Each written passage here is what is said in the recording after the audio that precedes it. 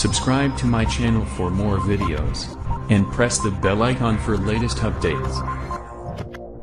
बिस्मिल्लाहिर्रहमानिर्रहीम। Dear student, आज का जो हमारा टॉपिक है वो चैप्टर नंबर 5 को हमने स्टार्ट करना है। उसका इंट्रोडक्शन है चैप्टर नंबर 5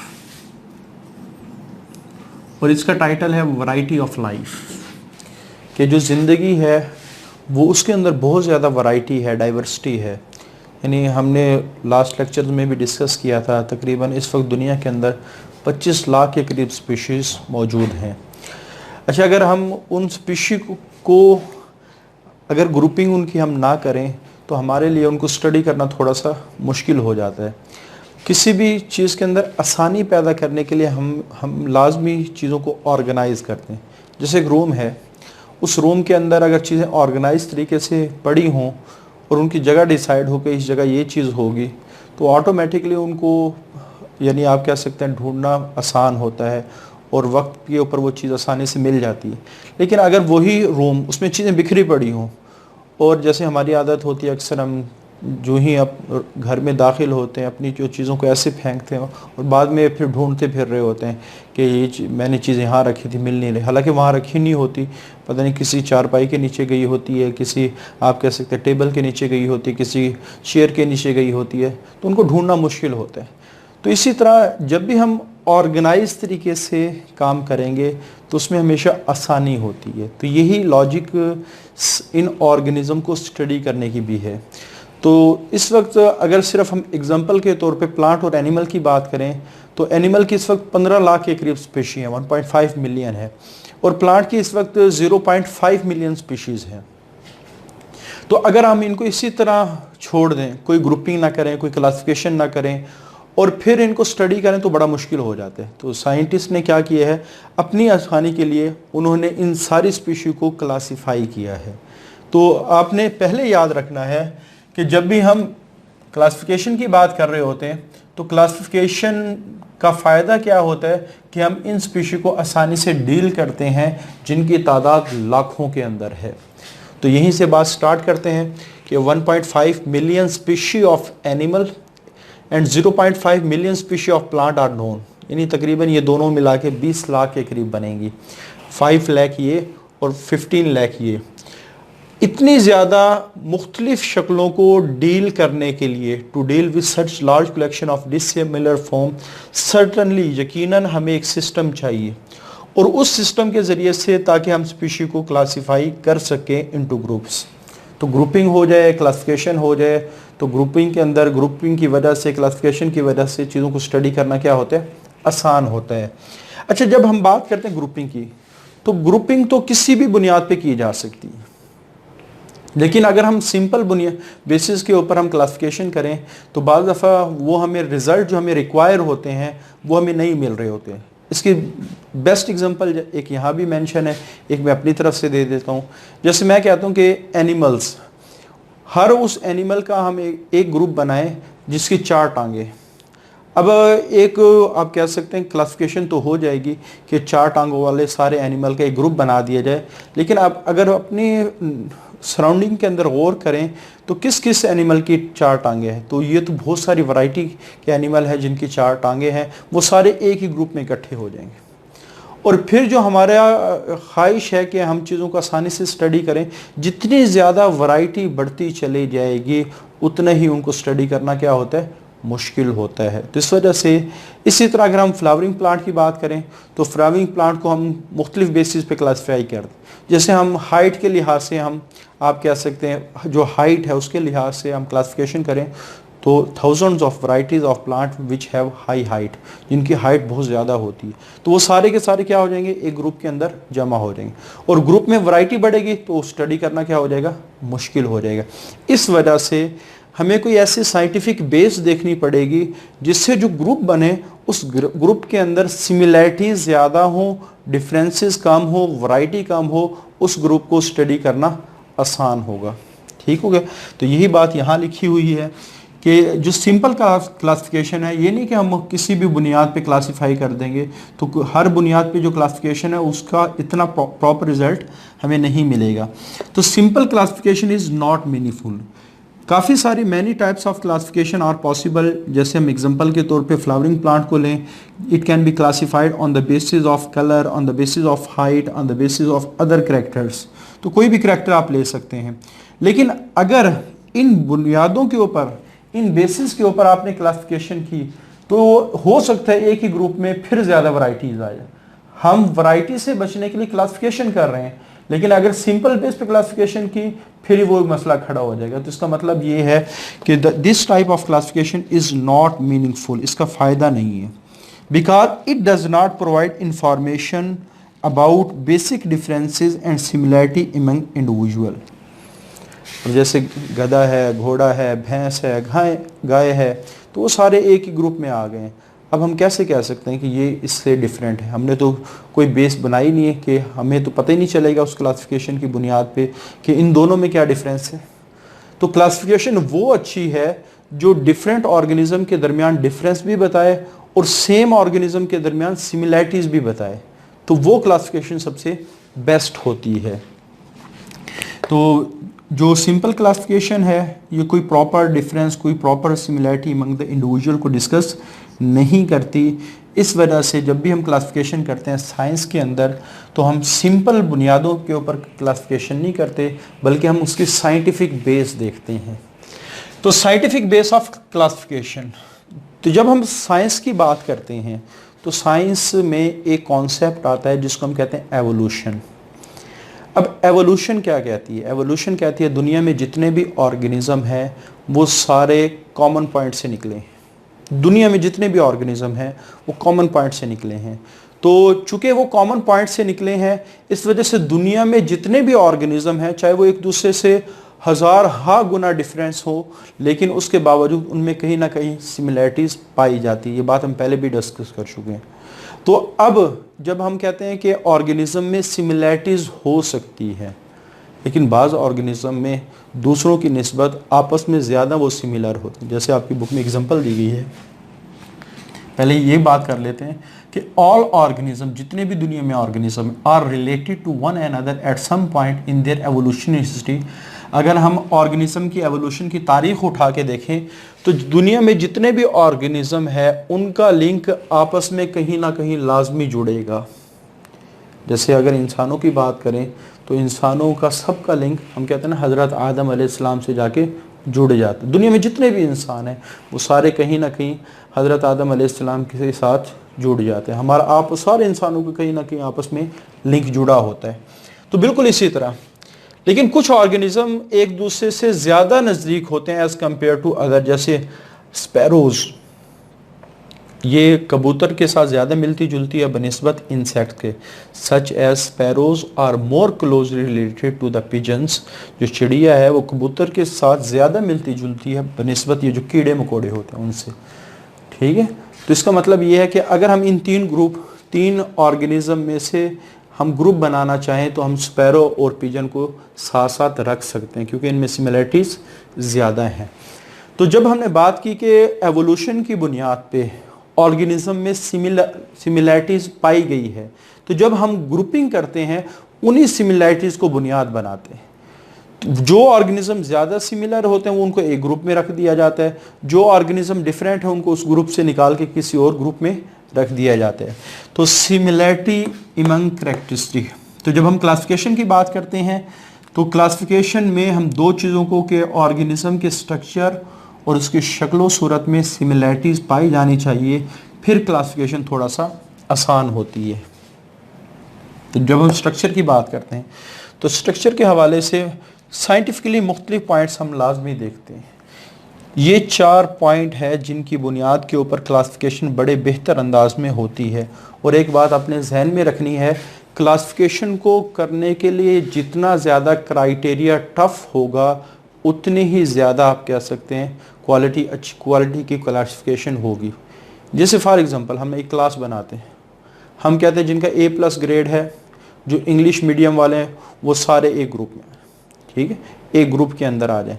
तो अब जो क्लास बनेगी तो वो बहुत ही ज़्यादा टैलेंटेड स्टूडेंट की क्लास बनेगी, सबसे ज़्यादा टैलेंटेड स्टूडेंट की क्लास बने, क्योंकि क्राइटेरिया बड़ा टफ है। A+ इसको हासिल करना बड़ा मुश्किल है। उसके बाद आप कह सकते हैं इंग्लिश मीडियम, जैसे हमारे पाकिस्तान में तो उर्दू मीडियम ज़्यादा चलता है काफ़ी सारे हमारे ख़ास तौर पे देहाती इलाकों में, तो इस वजह से इंग्लिश मीडियम एक अपनी क्वालिटी है। तो आप कह सकते हैं क्वालिटीज़ की बुनियाद जितनी ज़्यादा मजबूत करते जाएंगे, जो क्लासिफिकेशन उतनी ही बेहतर अंदाज में हो। लेकिन अगर मैं कहूँ कि मैं एक क्लास बना रहा हूँ जिसमें कोई भी स्टूडेंट आ सकता है, तो वहाँ इतनी ज़्यादा वैरायटी आ जाएगी, फिर हमें उनको डील करना क्या हो जाएगा, मुश्किल हो जाएगा।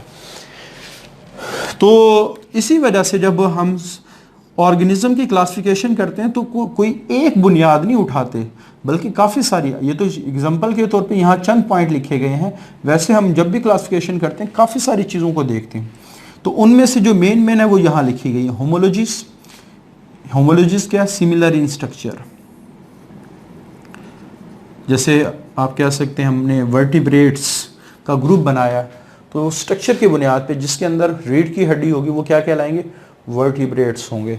इसी तरह साइटोलॉजी, ये तो बड़ी कॉमन सी एग्जांपल है, स्टडी ऑफ सेल को साइटोलॉजी कहा जाता है। हमने पूरे ऑर्गेनिज्म के दो बड़े ग्रुप बनाए, प्रोकैरियोट एंड यूकैरियोट्स, तो on the basis of cell.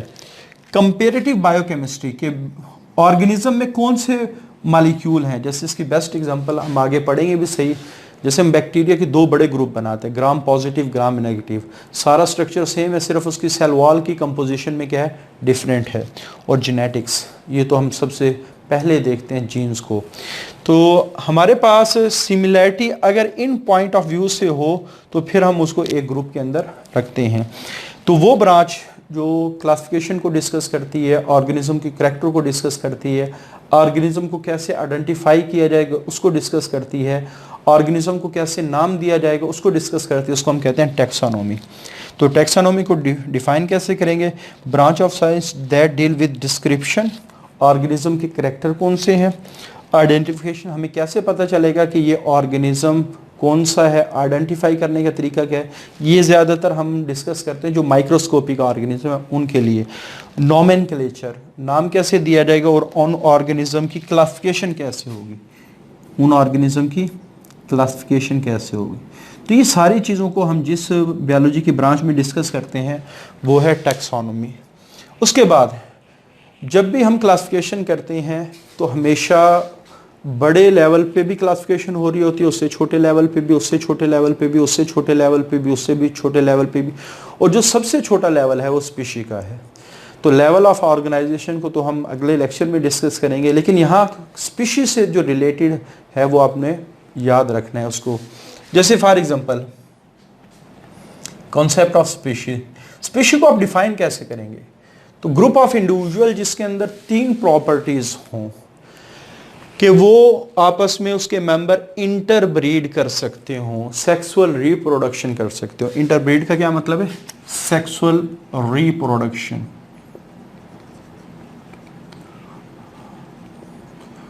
और इस सेक्सुअल रिप्रोडक्शन की वजह से ऑफस्प्रिंग प्रोड्यूस होते हैं, और जो ऑफस्प्रिंग है वो उन्हीं की तरह के हों, और जो ऑफस्प्रिंग हो वो फर्टाइल हों। फर्टाइल आपने एक वर्ड याद रखना है कि वो मजीद बच्चे पैदा कर सकते हो, ठीक है, क्योंकि बाज़ दफ़ा सेक्सुअल रिप्रोडक्शन हो तो जाती है, जैसे गधे और घोड़े में अगर आप कह सकते हैं सेक्सुअल रिप्रोडक्शन हो तो उससे म्यूल बनता है, खच्चर बनता है।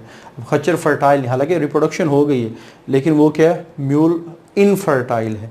तो फर्टाइल ऑफस्प्रिंग बनने चाहिए। उसके बाद ये जो स्पीशी का ग्रुप है ये बाकी किसी स्पीशी के मेंबर के साथ रिप्रोडक्शन नेचर में ना करता हो, तो जिसके अंदर ये तीन प्रॉपर्टीज होंगी वो स्पीशी कहलाएगी। पहला क्या है कि इंटरब्रीड कर सकते हो इमंग देमसेल्फ, उसकी वजह से फर्टाइल, फर्टाइल का मतलब क्या है कि वो मजीद आगे अगली जनरेशन को प्रोड्यूस कर सकते, अगली जो उनके बच्चे होंगे वो नेक्स्ट जो अगली जनरेशन है बच्चे पैदा कर सकते होंगे, और is reproductively isolated from the others. और ऐसा हमारे पास ग्रुप है जो बाकियों के लिहाज से, रिप्रोडक्शन के लिहाज से अलहदा हो, वो किसी और के साथ रिप्रोडक्शन ना करता हो। लेकिन जब हम बात करते हैं सेक्सुअल रिप्रोडक्शन की, तो जो लोअर एनिमल्स हैं जैसे बैक्टीरिया वगैरह हैं, या आप कह सकते हैं कुछ प्रोटिस्ट हैं, उनके अंदर ज़्यादातर एसेक्सुअल रिप्रोडक्शन होती। तो फिर उनको हम कैसे क्लासिफाई करें, तो वहाँ क्लासिफिकेशन का जो क्राइटेरिया है जिनके अंदर एसेक्सुअल रिप्रोडक्शन ज़्यादा होती है, हालांकि तकरीबन हर ऑर्गेनिज्म में सेक्सुअल रिप्रोडक्शन भी होती है, ये डोमिनेंसी की बात होती है। जैसे जो हायर एनिमल है वो सेक्सुअल रिप्रोडक्शन करते हैं और लोअर एनिमल है वो ज़्यादातर एसेक्सुअल रिप्रोडक्शन करते हैं, एसेक्सुअल, लेकिन अपनी वैरायटी को बढ़ाने के लिए वो कहीं कहीं सेक्सुअल रिप्रोडक्शन भी करे, लेकिन उनमें ज़्यादातर क्या होती है, एसेक्सुअल रिप्रोडक्शन होती है। तो जब एक बैक्टीरिया है अगर वो किसी के साथ सेक्सुअल रिप्रोडक्शन ना भी करे तो भी हम उसकी स्पीशी बनाते हैं। तो बेसिकली फिर बैक्टीरिया वगैरह या लोअर एनिमल्स की या लोअर ऑर्गेनिज्म की जो हम क्लासिफिकेशन या उसकी स्पीशी बनाते हैं उसमें फिर हम काफ़ी सारे और फैक्टर्स को देखते हैं। जैसे हमने बात की उसकी साइटोलॉजी को देखा जाएगा, उसकी बायोकेमिस्ट्री को देखा जाएगा, उसकी जेनेटिक्स को देखा जाएगा। तो उस बिहाफ पे हम क्या कर सकते हैं, क्लासिफिकेशन कर सकते हैं, उसकी स्पीशीज को डिसाइड कर सकते हैं। तो यही बात लिखी गई है कि जो interbreeding can not be used as a criteria, ये उन ऑर्गेनिज्म के लिए इसको क्राइटेरिया नहीं बनाया जा सकता।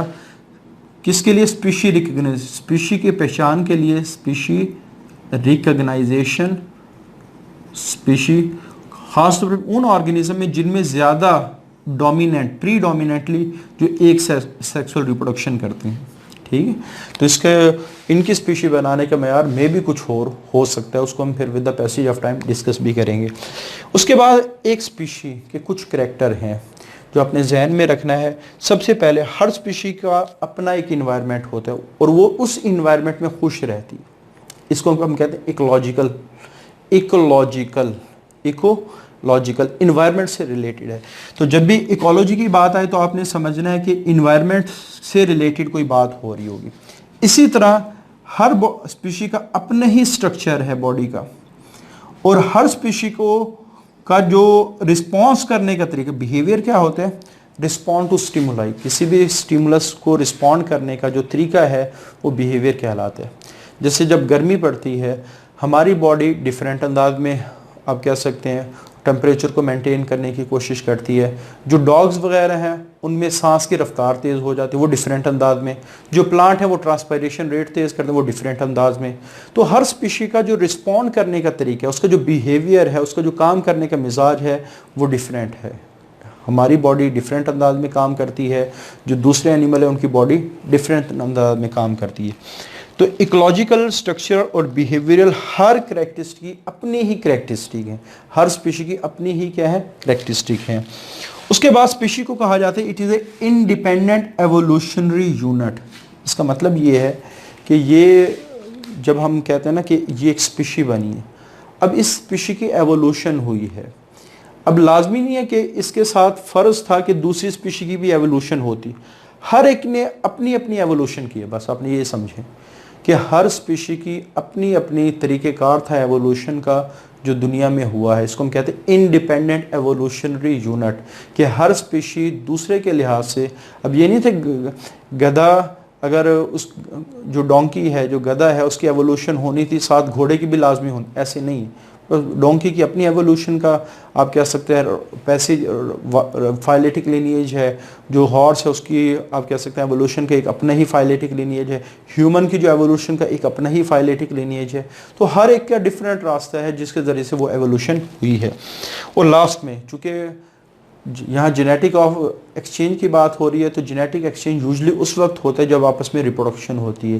तो एक स्पीशी चूँकि दूसरे के साथ रिप्रोडक्शन करती नहीं है, इस वजह से आप कह सकते हैं कि यूजली आम तौर पे एक स्पीशी वो दूसरी स्पीशी के साथ जीन एक्सचेंज नहीं करती।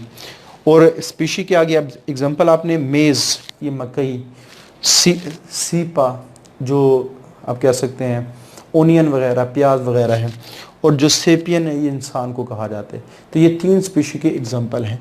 तो सबसे पहले अपनी डेफिनेशन लिखनी है, फिर ये बताना है कि हमने इस डेफिनेशन में इंटरब्रीडिंग का कहा है। तो इंटरब्रीडिंग हर ऑर्गेनिज्म का क्राइटेरिया स्पीशी को रिकॉग्नाइज करने का नहीं हो सकता।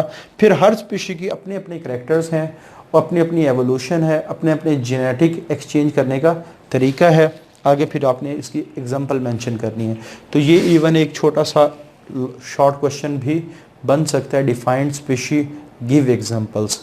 तो ये हमारे पास आज का टॉपिक है। इसमें से लॉन्ग शॉर्ट तो बहुत कम पूछे जाते हैं, लेकिन हाँ ये पूछा जा सकता है कि हम किस बुनियाद के ऊपर क्लासिफिकेशन करते हैं। तो ये साइंटिफिक बेस ऑफ क्लासिफिकेशन के बारे में थोड़ा सा हो सकता है कोई क्वेश्चन बन जाए कि write down the scientific base of classification. तो ये हमारा आज का इंट्रोडक्शन है। इस चैप्टर के अंदर हमने सिर्फ सबसे पहले हमने क्लासिफिकेशन करनी है, उसके बाद जो पहला so called organism, so called मैंने इस वजह से कहा, उनको प्योर ऑर्गेनिज्म नहीं कहते, जो पहला किंगडम है वायरसेस का, उसको हमने डिस्कस करना है। पहला जो इसका यानी चैप्टर का पोर्शन है वो सारा क्लासिफिकेशन और नेमिंग के लिहाज से है। उसके बाद अगला जो पोर्शन है वो वायरस के लिहाज से है। तो इंशाल्लाह अगले लेक्चर में हम लेवल्स ऑफ क्लासिफिकेशन को डिस्कस करेंगे, साथ कौन की क्लासिफिकेशन को भी डिस्कस करेंगे। आज के लिए इतना ही। अल्लाह हाफिज़।